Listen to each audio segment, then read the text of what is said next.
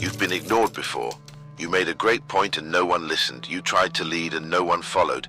You gave your best pitch and still got a no. And maybe you thought it was your fault. But what if it wasn't? What if the reason people don't respond to you has less to do with what you're saying and everything to do with how you're saying it? There's a reason some people walk into a room and instantly command attention. Why some voices make you lean in and others make you tune out. Why some people seem to get what they want without trying that hard. It's not magic, it's science. And once you understand it, you can flip the entire game in your favor.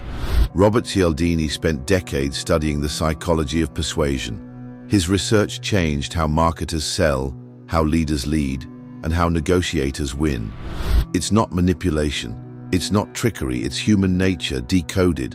And over the next few minutes, you're going to learn how to use it. Not in theory, in real life. Whether you're dating, selling, leading, pitching, or just trying to make people actually hear you, this is the edge you've been missing.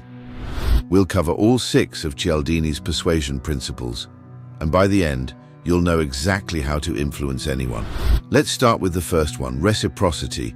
Reciprocity is simple. When someone gives you something, you feel an urge to give something back. It's not polite, it's primal. Built into our psychology. You've felt this. Someone picks up your coffee and next time you have to return the favor. A colleague helps you hit a deadline. You now feel responsible for helping them. This principle works because no one wants to feel like they're in debt. Even a small gesture, a compliment, a small gift, a tiny favor, can create that urge. Cialdini proved that waiters who leave a mint on the bill get significantly higher tips. Add 2 mints, even better. Why? Because the customer feels the gesture and subconsciously wants to return it. Now apply that to your day-to-day life. Want a co-worker to be more open to your input? Start by helping them out on a task without being asked. Offer to stay late when they're under pressure. It doesn't have to be huge, just helpful. Want your manager to support one of your ideas? Show interest in theirs first. Ask questions about something they care about. Make them feel like you're on their team before you ask them to be on yours. Offer value first. Help them solve a problem. Give them something they didn't ask for. Want someone to trust you? Go first. Give before you ask. Offer before you sell. Care before you pitch. Because when people feel like you've already invested in them, they naturally want to return the favor. But don't fake it. People can sense when reciprocity is a tactic instead of a truth. Give genuinely. Influence will follow. Let's keep going with something you've definitely seen before, even if you didn't have a name for it. People want to be consistent with what they've already said or done, especially in public. That's why brands ask you to share your goals. That's why fitness apps want you to post your progress. That's why petitions ask you to check a tiny box. Yes, I support this cause. Because once you commit, especially if that commitment is visible, you're far more likely to follow through. Cialdini showed this in a study where researchers asked homeowners to place a large, ugly sign in their yard. Most said no. But when they were first asked to put a small sticker in their window supporting the same cause, a harmless, easy gesture, weeks later they said yes to the big sign. Why? Because once they made a small commitment, they wanted to stay consistent with it. You can use this everywhere. Want your team to follow through? Get verbal buy-in early. Ask for their input. Let them choose the commitment. Want someone to support your work? Ask them to take a small action first, like signing up for a newsletter or attending a free event. Want a teammate to be more reliable? Ask them, would you say you're someone who keeps their word? People want to act in a way that matches how they describe themselves, so let them make that statement first, then invite them to live it out.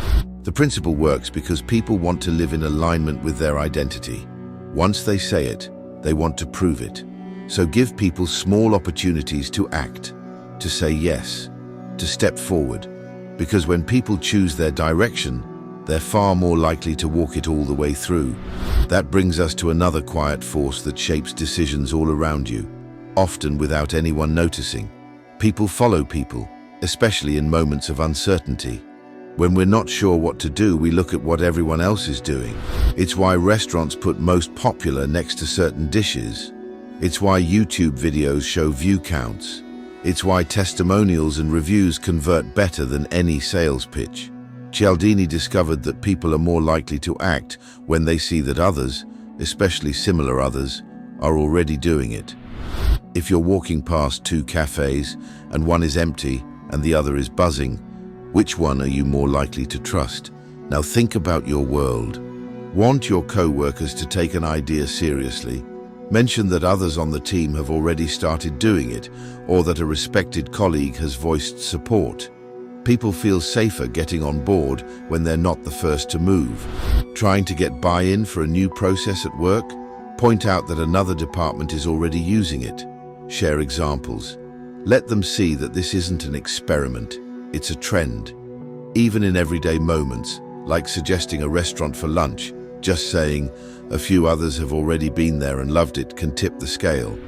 We don't just want to be right, we want to be aligned with what others are doing.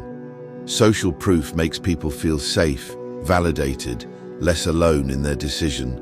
But here's the twist. Social proof works best when it's specific. Thousands of people bought this is okay. 3,244 people just like you downloaded this today.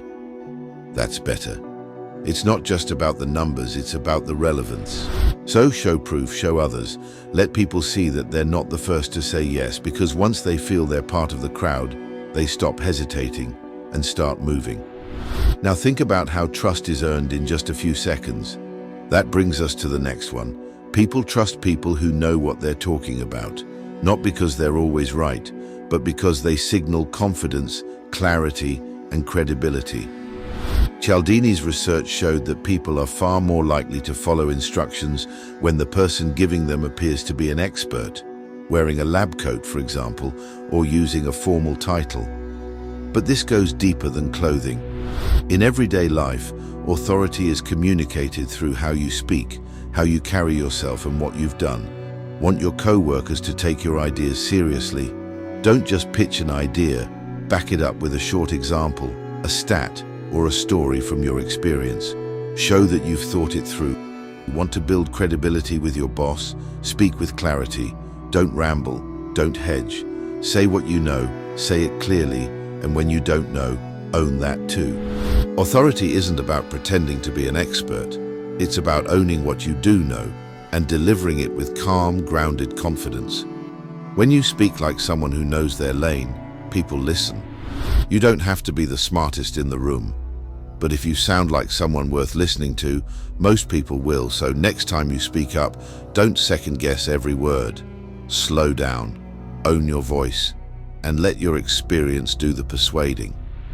Now let's talk about something that's easy to overlook but incredibly powerful: how much people simply like you.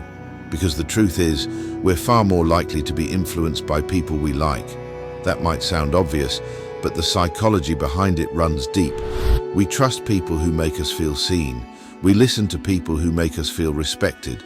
We say yes to people who make us feel good about ourselves. Cialdini's research showed that even small cues, like shared interests, genuine compliments, or simple warmth, can tilt the scale in your favor. In real life, that looks like this. Want a colleague to be more receptive to your ideas? Start by finding common ground. Maybe you both hate the same software. Maybe you're both coffee addicts. Maybe your kids go to the same school. That tiny thread of connection makes everything easier. Trying to get someone to help with a project? Start with appreciation. It's about recognizing that influence flows through connection, and connection starts with being likable. That doesn't mean you have to be everyone's best friend. It means you lead with curiosity, not competition, with humility, not ego. Because at the end of the day, we say yes to people who feel like allies, not adversaries. So before you ask for something, ask yourself, have I made them feel respected? Have I made them feel safe? Have I made them feel seen? Influence starts there. Now we reach one of the most underrated but powerful drivers of action: scarcity. People want what they think they can't have. Scarcity taps into urgency, value, and loss aversion all at once. The less available something seems, the more we want it. It's why phrases like limited time only or almost sold out work so well. It's not about hype, it's about triggering your brain's fear of missing out. And you don't need to be in sales to use this. Want someone to pay attention to your time at work? Don't make yourself constantly available. People respect what they have to schedule. Let others know when your focus hours are and stick to them. Want your boundaries taken seriously? Enforce them, gently but firmly. When people know your time and energy have limits, they start treating them like they matter.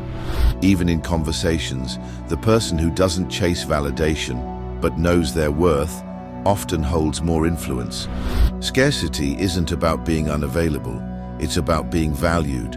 And the best way to create value is to protect your time, your energy, and your presence.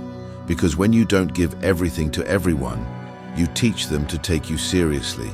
That's scarcity done right. And when you put all of this together, when you give first, stay consistent, lean into connection, speak with calm authority, and protect your value, you're no longer guessing how to be heard. You're doing what works, not because it's manipulative, because it's human. Influence isn't about overpowering anyone. It's about understanding how people work and working with it, not against it. So if you've ever felt overlooked, unheard, underestimated, know this: you don't need to be louder. You just need to be sharper. And now you are. Use it well. And if you're serious about understanding yourself and the world more deeply, subscribe. Lastly, let me be your reminder that you can and will do what you set your mind to.